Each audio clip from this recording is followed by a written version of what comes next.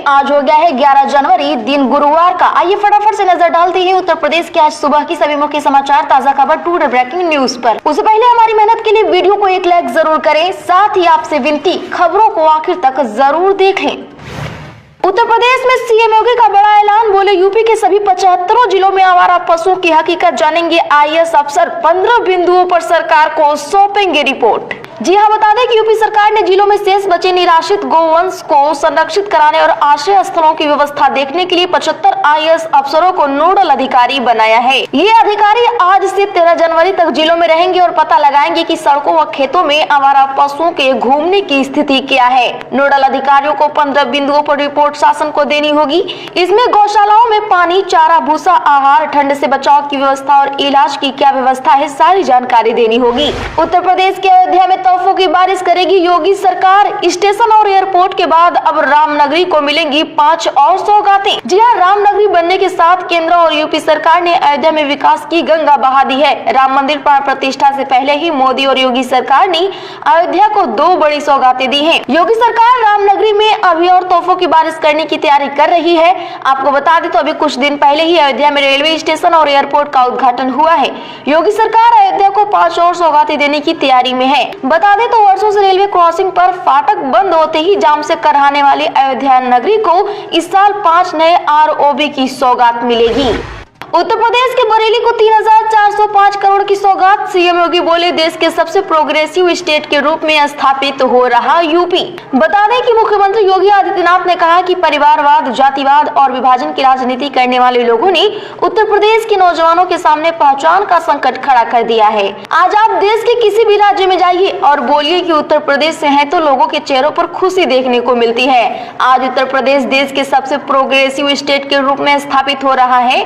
साथ ही उन्होंने कहा कि हमें उत्तर प्रदेश को देश की अग्रणी व्यवस्था के रूप में स्थापित करने के लिए मिलकर काम करना होगा। दरअसल बता दें कि सीएम योगी आदित्यनाथ ने बुधवार को विकसित भारत संकल्प यात्रा के तहत उत्तर प्रदेश के बरेली क्लब यात्रा मैदान में 3,405 करोड़ रुपए की 170 विकास परियोजनाओं का लोकार्पण एवं शिलान्यास किया। बिना टिकट सफर करने वाले यात्री सावधान, चलती ट्रेन में वसूल होगा जुर्माना, नहीं हुआ कैश तो ऐसे भरनी पड़ेगी रकम। जी हां, ट्रेन में बिना टिकट यात्रा कर रहे लोग अब रेलवे को क्यूआर कोड स्कैन करके जुर्माना भर सकेंगे। इसके अलावा जनरल टिकट पर स्लीपर में यात्रा करते पाए गए और अन्य मामलों में भी जेब में नकदी न होने पर यात्री डिजिटल भुगतान करके जेल जाने से बच सकेंगे। डिजिटल भुगतान संभव हुआ है रेल प्रशासन द्वारा टिकट चेकिंग स्टाफ के हाथों में 350 हैंड हेल्ड टर्मिनल मशीन से। दरअसल बता दें कि देश में तेजी से डिजिटल लेन देन बढ़ रहा है। डिजिटल भुगतान सर्वसुलभ होने के बाद अब लोग जेब में ज्यादा नकदी लेकर नहीं चलते हैं। प्राण प्रतिष्ठा से पहले योगी सरकार का बड़ा फैसला, अयोध्या में होगी 8,000 सफाई मित्रों की तैनाती। जी हां, प्राण प्रतिष्ठा से पहले अयोध्या में श्रद्धालुओं की बढ़ती भीड़ को देखते हुए योगी सरकार ने बड़ा फैसला लिया है। यूपी सरकार अयोध्या में 800 सफाई मित्रों की तैनाती करेगी। 22 जनवरी को होने वाले राम मंदिर प्राण प्रतिष्ठा और मकर संक्रांति पर सरयू नदी में डुबकी लगाने वाले श्रद्धालुओं की संख्या को देखते हुए अयोध्या नगर निगम ने इसकी तैयारियां भी शुरू कर दी है। साथ ही अयोध्या नगर निगम द्वारा टेंडरिंग प्रक्रिया भी शुरू कर दी गई है, जिसे जल्द ही पूरा कर लिया जाएगा। इस टेंडरिंग प्रक्रिया के जरिए एजेंसी का निर्धारण होगा जो 800 सफाई कर्मियों की तैनाती के साथ ही उनकी कार्य प्रणाली पर भी नजर रखने का कार्य करेंगे। उत्तर प्रदेश के 32 जिलों में बीएसए पर लटकी कार्रवाई की तलवार, महानिदेशक ने पूछा क्यों हुई लापरवाही। जी हां, बता दें कि उत्तर प्रदेश में पोर्टल पर स्मार्ट क्लास की जानकारी अपडेट नहीं करने वाले बीएसए के खिलाफ कार्रवाई की तैयारी है। शासन स्तर पर हुई पड़ताल में 32 जिलों के किसी भी स्कूल ने अपने यहाँ की स्मार्ट क्लासेस के बारे में पोर्टल पर कोई जानकारी साझा नहीं की है। इस पर शासन ने स्कूल शिक्षा महानिदेशक से ऐसे जिलों के बीएसए से अपडेशन में लापरवाही का कारण पूछने के साथ साथ स्मार्ट क्लासेस का विवरण अपडेट कराने के निर्देश दिए हैं। शासन निर्देश के बाद स्कूल महानिदेशक ने संबंधित सभी बीएसए को 20 जनवरी तक पोर्टल पर स्मार्ट क्लास की स्थिति अपडेट करने के निर्देश दिए हैं। उत्तर प्रदेश के इस जिले में 53 लाख बिजली उपभोक्ताओं के यहाँ लगेंगे स्मार्ट मीटर, मोबाइल की तरह कराना होगा रिचार्ज। जी हाँ, बता दें कि दक्षिणांचल विद्युत वितरण निगम लिमिटेड के आने वाले बिल से जल्द ही उपभोक्ताओं को मुक्ति मिल जाएगी। अपनी जेब के बजट के हिसाब से उपभोक्ता बिजली पर खर्च कर सकेंगे। जितने रुपए का रिचार्ज कराएंगे उतने की ही बिजली जलाएंगे। इसके लिए DVVNL अपने सभी उपभोक्ताओं के यहाँ पर 53 लाख स्मार्ट मीटर लगाने जा रहा है। इसी उपभोक्ताओं को गलत बिल आने की शिकायतों से निजात मिलेगी। इसके साथ ही DVVNL को बिजली चोरी से होने वाले नुकसान से राहत मिलेगी। ऑयल इंडिया लिमिटेड में 102 पदों पर भर्ती, देखें डिटेल्स। जी हां, बता दें कि ऑयल इंडिया लिमिटेड ने विभिन्न पदों पर भर्तियां जारी कर दी हैं। अधीक्षक, चिकित्सा अधिकारी, वरिष्ठ अधिकारी और अन्य पदों के लिए आवेदन मांगे गए हैं। ऑयल इंडिया लिमिटेड ने इन पदों के लिए आवेदन प्रक्रिया आज से शुरू कर दी है। इच्छुक उम्मीदवारों के लिए आवेदन पत्र जमा करने की लास्ट डेट 29 जनवरी 2024 निर्धारित की गई है। ऑयल इंडिया लिमिटेड की आधिकारिक वेबसाइट oilindia.com के जरिए ऑनलाइन आवेदन जमा कर सकते हैं।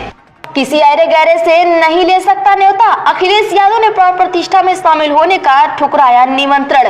दरअसल बता दें कि 22 जनवरी को अयोध्या में रामलला की भव्य प्राण प्रतिष्ठा समारोह में शामिल होने के लिए जहां कई नेता न्योते का इंतजार कर रहे हैं, वहीं कुछ ऐसे नेता हैं जो निमंत्रण लेने से ही इनकार कर रहे हैं। अब समाजवादी पार्टी के अध्यक्ष और उत्तर प्रदेश के पूर्व मुख्यमंत्री अखिलेश यादव को जब विश्व हिंदू परिषद के नेता आलोक कुमार इस कार्यक्रम में शामिल होने का निमंत्रण देने पहुंचे तो सपा अध्यक्ष ने न सिर्फ निमंत्रण लेने से इनकार कर दिया बल्कि उनकी बीएचपी नेता से तीखी बहस भी हो गई।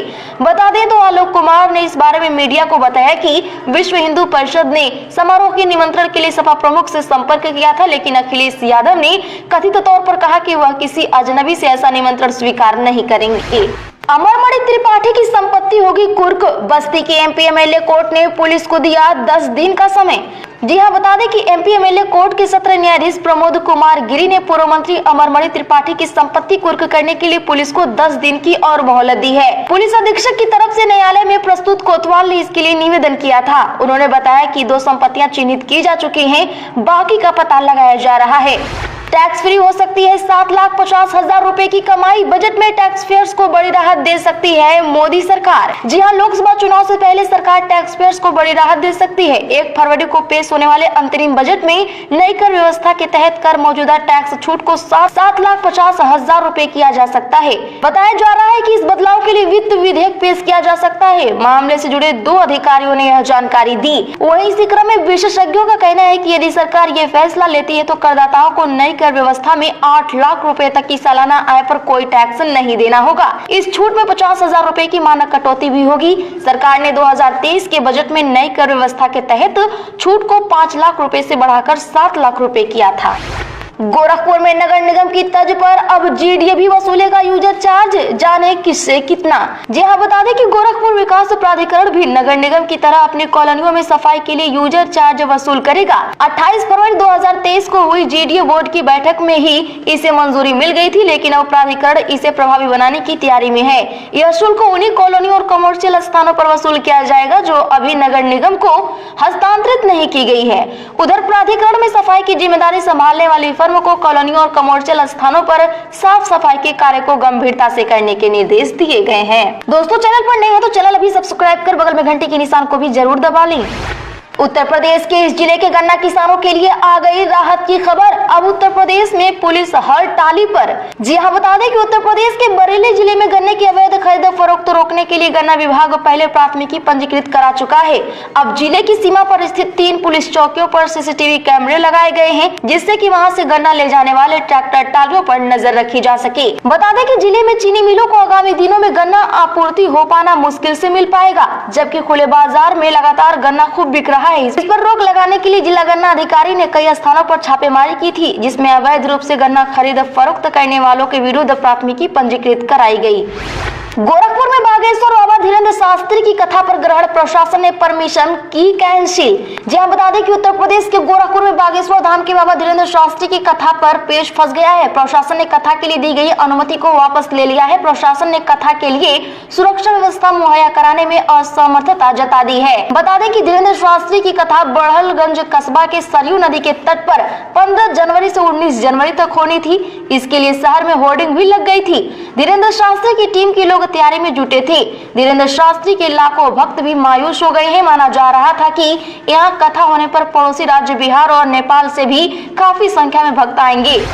कोर्ट ने जब्त किया जयाप्रदा का बेल बॉन्ड, 7वीं बार गैर जमानती वारंट जारी। दरअसल बता दें कि आचार संहिता उल्लंघन मामले में पूर्व सांसद एवं सीनियर तारिका जयाप्रदा नाहटा फिर कोर्ट में पेश नहीं हुई, जिस पर अदालत ने सख्त रुख अख्तियार करते हुए जयाप्रदा के बेल बॉन्ड जब्त करते हुए 7वीं बार गैर जमानती वारंट जारी कर दिए हैं। बता दें कि पूर्व सांसद जयाप्रदा 2019 में लोकसभा का चुनाव लड़ा था। इस दौरान उनके खिलाफ आचार संहिता उल्लंघन का स्वार और कमेरी थाने में केस दर्ज हुआ था।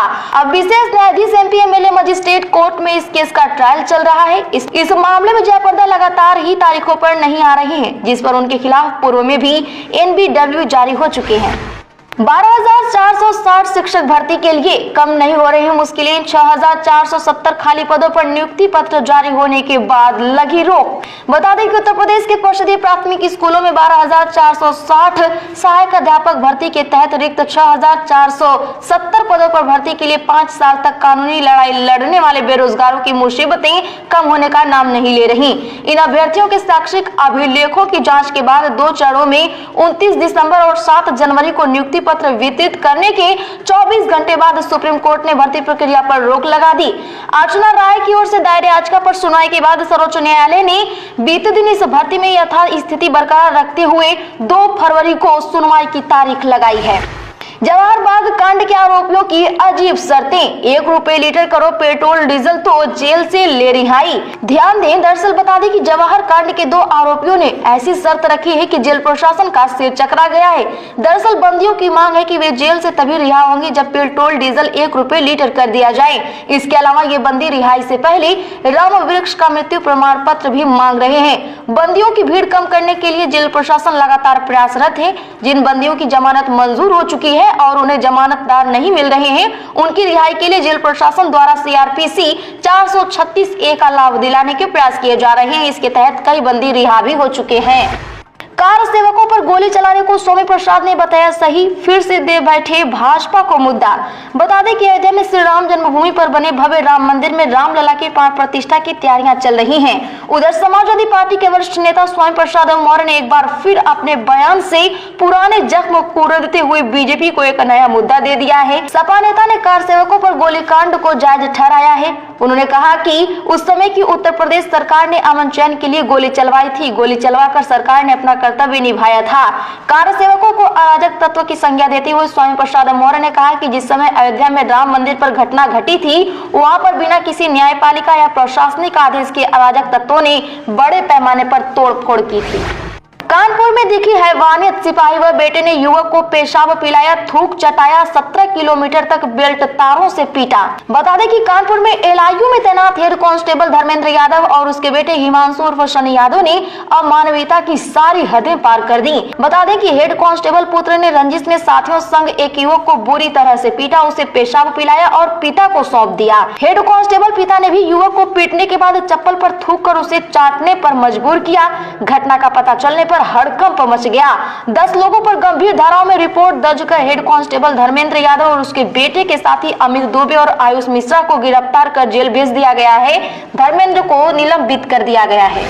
खरगे सोनिया ने ठुकराया राम मंदिर समारोह का न्योता तो भड़क गई बीजेपी, बोली न कभी भूलेंगे और न कभी माफ करेंगे। जी हां, अयोध्या के राम मंदिर में रामलला की मूर्ति के प्राण प्रतिष्ठा कार्यक्रम में कांग्रेस अध्यक्ष मल्लिकार्जुन खड़गे, पूर्व अध्यक्ष सोनिया गांधी और लोकसभा में पार्टी के नेता अधीर रंजन चौधरी शामिल नहीं होंगे।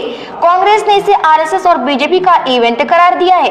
अब कांग्रेस के शीर्ष नेताओं द्वारा कार्यक्रम में न आने पर बीजेपी ने वार करना शुरू कर दिया है।